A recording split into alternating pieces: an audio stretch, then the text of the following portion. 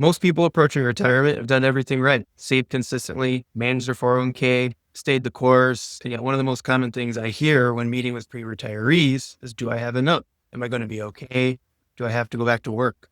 I'm Scott Caskey, a financial planner with Summit Investment Advisors located in the Twin Cities, Minnesota. Today, I'm going to get into the common questions people have around transitioning from saving to retirement, how that looks practically when moving from accumulating to withdrawing, how to realistically prepare for all life changes you'll encounter along the way. This video is for the person who's been checking all those boxes for 30 years and still isn't sure if they're ready. Your numbers might look fine. Saving money and living off that money are two completely different games. Most people don't realize it until they're right at the edge. Financial readiness and emotional readiness don't always arrive at the same time. Many people have a fear of the unknown. Checking boxes, 30, 40 years, suddenly there's no more boxes. Question of what to do with all that time. Can I take that trip? What am I going to do with myself? This comes up in every planning conversation, and a good plan addresses these things directly. Not just the dollars, the life the dollars are supposed to support. One of the best ways to test your emotional readiness before it's permanent is to step back, take an analysis of your life. What do you normally do? Your daily structure, your purpose, your social interactions, and how tied are these specific things to your current work life? For some retirees, there's a quick transition into spending more time with family, maybe young grandchildren or aging grandparents or a needier time. This is a common newfound purpose. In this scenario, it's important to balance this with your priorities as well. Spend time thinking about a typical retirement week and how many days you may want to spend caring for grandkids, and how much time you may want to spend pursuing new or old hobbies, right? So prioritize your time for you as well. For others, you may find you need to spend time building your life outside of retirement. So for example, I have a client who wants to spend quite a bit of time down in Florida when she retires.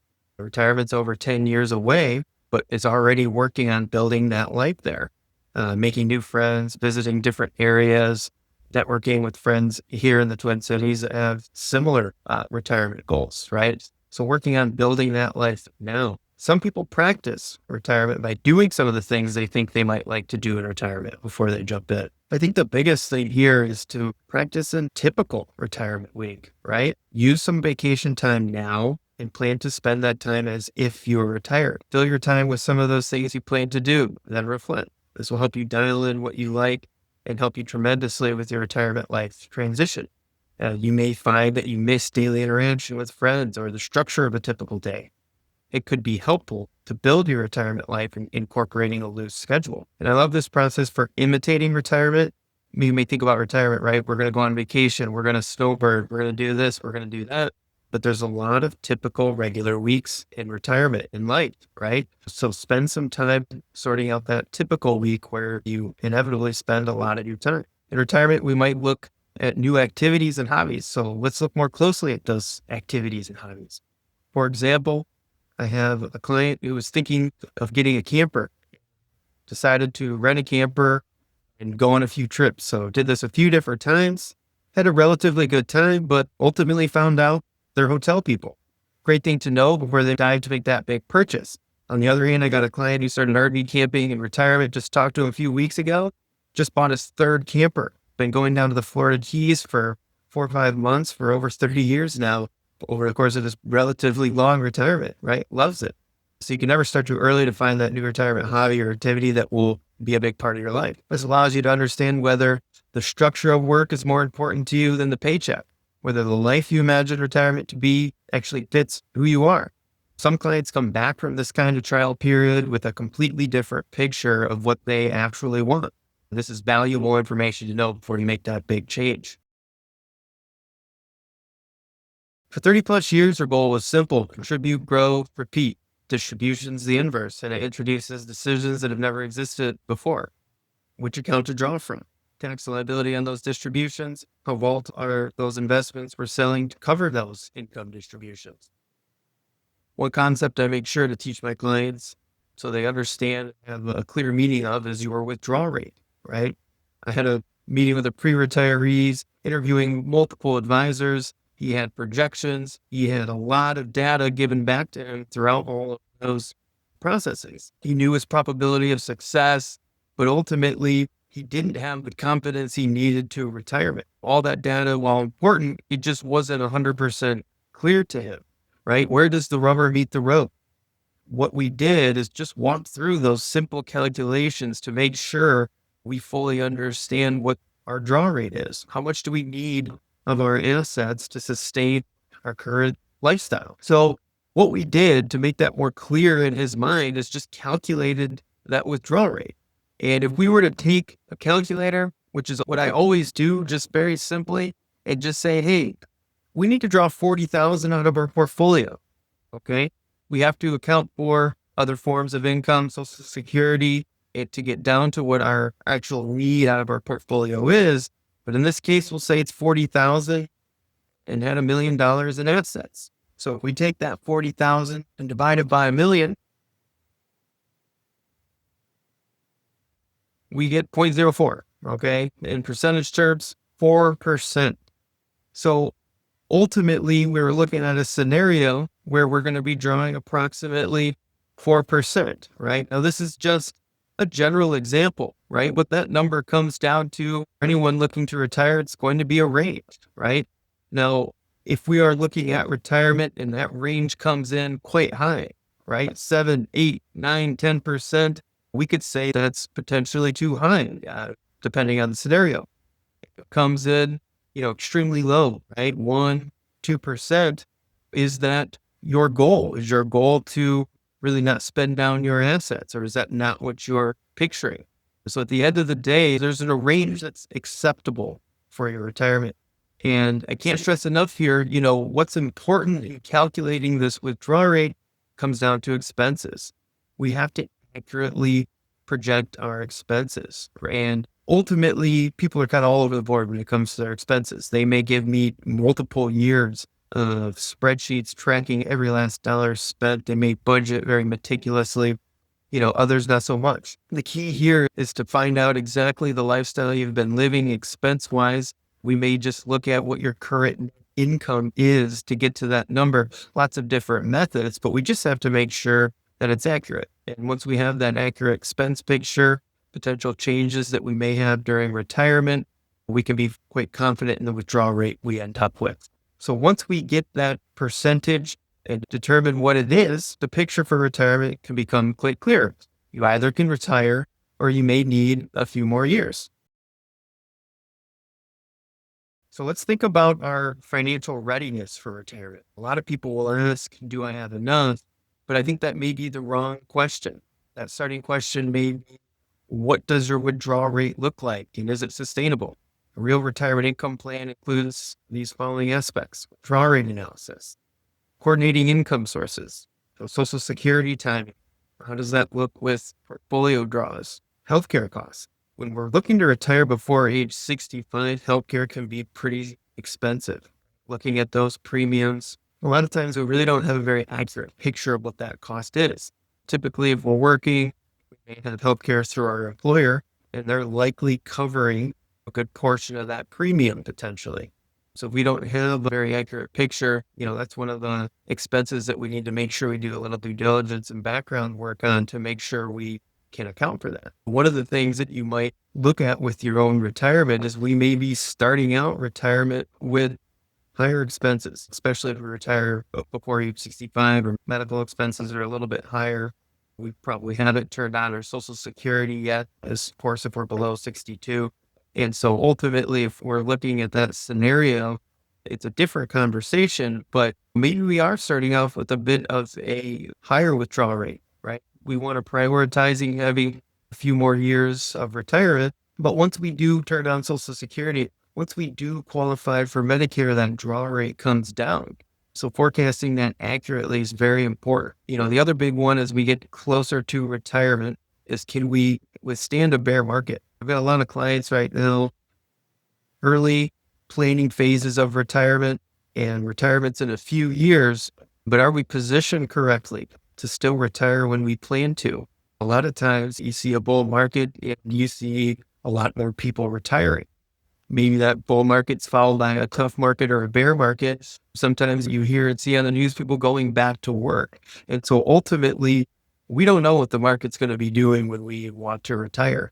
how do we make sure we can still follow through and have the confidence to retire when the market's down significantly, right? It might be a bear market in the year we're planning to retirement. So we want to make sure we position that portfolio in the way that we can still move forward with our plans, retire when we want to, and know that we're positioned properly to be able to get the income we need and weather that storm, because we just don't know when they'll come. So we want to try to have a plan in place to be able to continue with what we want to do when we want to do it. And we know that the market doesn't always do exactly what we want it to. So oftentimes early into retirement, we start looking at that transition.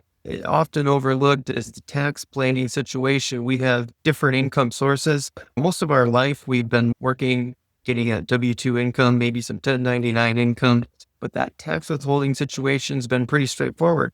And most of the time, our tax bill is covered through that withholding. When we start incorporating many different income streams, right? We've got our retirement account, maybe we got Social Security turned on, maybe we have a pension turned on, maybe we retired halfway through the year, maybe we're gliding into retirement and have some part-time work. These different income sources may not be talking. Oftentimes can lead to surprises for bigger tax bills because that's not coordinated. Certainly not as big of a problem to get a lot back if that was the route we went, but ultimately coordinating all of this is huge. And we do a lot of tax workshops here at Summit Invest, and tons of people come into that workshop because they had unexpected tax bills, right? And this is very significant in that first year to two of retirement as income is shifting and coming from different sources. As you officially kick off retirement, you'll go through a bit of a decompression phase. Year one's a transition, not a destination. Year one's just the start of that. It can take a few years as you settle into your new life. Even well-prepared clients often describe that first year as a little disorientating as they adjust. What I've observed over time is spending in that first year can look different than projected. So not specifically more or less in any specific way, but just a lot different in the ways and composition of what we're spending our money on. For example, if you can think back to the pandemic, what was one thing everyone did as the pandemic went on, right? They bought a couch, they built a deck, remodeled the kitchen, right? The more time you spend in the home, the more you get to thinking about the condition the house is in, and you may want to make some of those adjustments. So ultimately, a side note, incorporating home maintenance, non-regular expenses, furniture, that type of stuff, putting a budget in place for those things can be pretty important. How do we stay on track in that first year of retirement? Number one most successful way to do this, I'm sure maybe you may have heard this before, but set a regular monthly draw. I've worked with many clients who may be trying to limit draws or just want to distribute when they need it. Or maybe that's what they've been doing. They just call up, take a distribution out of the account when they need it, and it can work. But oftentimes it means just spending more than you thought. It comes to November and you're thinking back, how much have I drawn this year, right? It's hard to remember back to January. Maybe you took a first distribution. And how do we know exactly what we took? Different amounts, not regular. If we're taking exactly $3,000 a month, it's quite easy to quickly sort out where you've been at. So set a monthly income allows you to stay on track. Another big one is market stress, and a downturn feels different in retirement. Can't speak from experience as myself here. I've never retired. And I have an older coworker who retired, and he said that first bear market really does feel a lot different. It feels different when you're drawing versus adding. So you can't stress enough kind of having that confidence in your plan, because it just does feel a little bit different. And I've heard that all the time from clients after they go through those first few years of retirement. People do tend to underestimate, to a degree, how active they may be in those travel heavy early years. And that can be pretty expensive, making sure that you're accurately predicting that expense.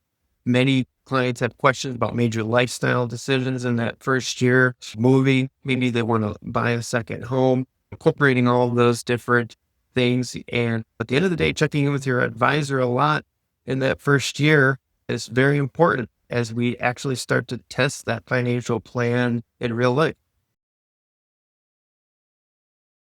Now let's talk a little bit about different phases of retirement and how your plan may change during these times. So we have a saying for these: the go-go years, slow-go years, no-go years. Kind of putting it in this framing really helps with thinking about your retirement and how those different phases work. In the go-go years are much more active, right? Higher discretionary spending, travel, experiences.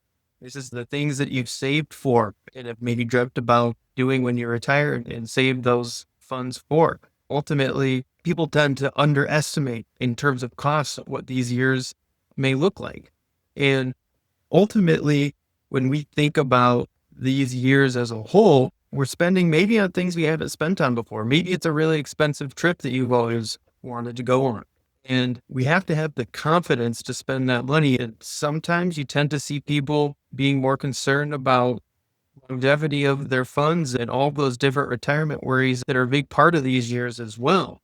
So putting together good planning as a whole can really be very crucial to making sure that you have the confidence to still move forward and go on those trips that you want to go on. The slow go years, life tends to slow down.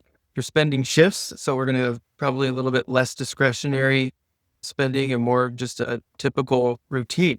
Oftentimes we'll may tend to see clients that have the same income as they've always had, but building up cash. And so this is a very typical scenario that can happen throughout those slow go years in retirement. And then that last phase being the no go years. So ultimately lower discretionary spending overall, but you could also have significantly higher healthcare expenses. That could be a part of your retirement, as we all know. And because of these differences, flat spending assumption just doesn't tend to work. Overall, a good retirement plan can account for these different phases and build in the flexibility. So the way I tend to look at this is just to model quite a few different scenarios to look at that. Big piece of this might also include looking at Roth conversion strategies. This may look painful upfront when you have to pay quite a bit more tax, but does lead the potential for you to hopefully save taxes over the full course of retirement and maybe onto the heirs as well. So seeing kind of a visual total lifetime taxes paid can really help you make the case and help you understand how taxes tend to work throughout all of retirement as well. So what does the process look like when you work with Summit? You have 5 main services: financial planning, retirement income plan, investment management, tax planning, estate planning, and each piece connects to the others. Tax planning isn't a separate service. It runs through every distribution decision. We tend to run we call a tax map to help estimate your tax liability, right? We want to look at this before realizing any capital gains. We want to plan out how much capital gain we should actually realize. Maybe we're coming up at the end of the year. Capital gain distributions are something that we need to try to potentially minimize. Anything we can do to improve that tax outcome, we work on.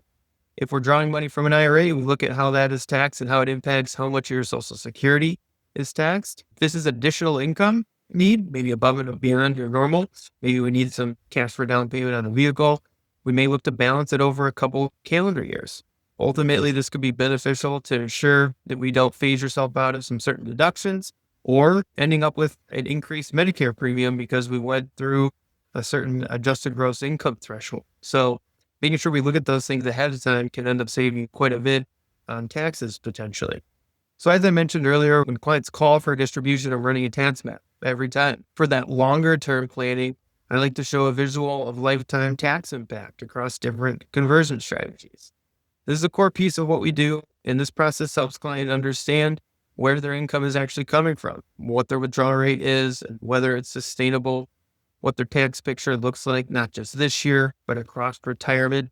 Is there anything that we can be doing today to improve that longer term tax impact, whether it's Roth conversions or realizing gains at low effective rates, what you would need to change and when.